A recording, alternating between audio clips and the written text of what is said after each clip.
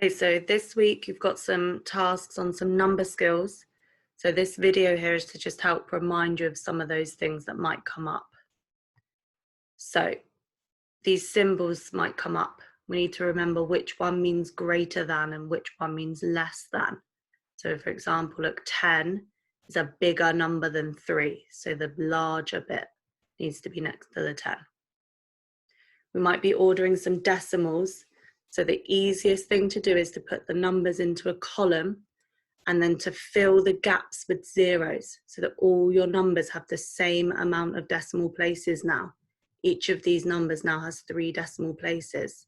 And then you can compare the numbers after the decimal point. So you would have 300, 350, 367, and so on. So you can see which is the biggest and the smallest number there. Some addition and subtraction questions. Remember to put your numbers into columns. Make sure you line them up with the units under each other and then the tens and then the hundreds. And remember, we start adding from the units column here. So we do the 5 plus the 4 first. Multiplication.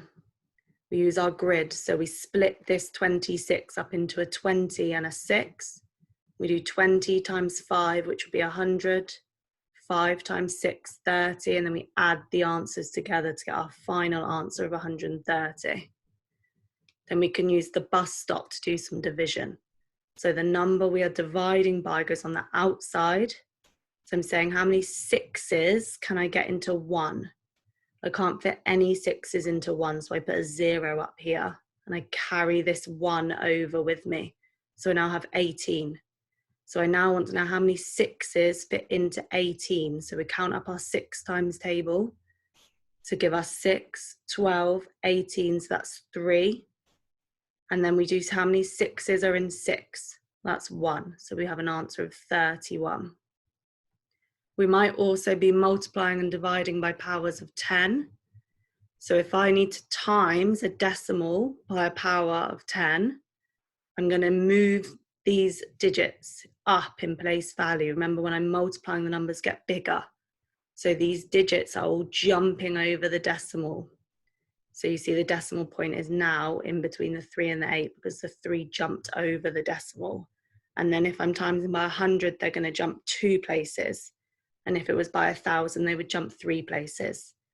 And then dividing, remember, is the opposite way. The numbers get smaller. So instead of them all jumping over to the left, the digits are now jumping over to the right. So the number has now got smaller. There's a reminder here about the order of operations. Some questions you might need to do things in the right order. So make sure you remember this BIDMAS. And then finally, you might have some questions which use the word integer. And that just is the mathematical word for whole number. So these are your tasks. Make sure you check if you need the Key Stage 3 or the Key Stage 4 task. And these are the tasks in your CGP books.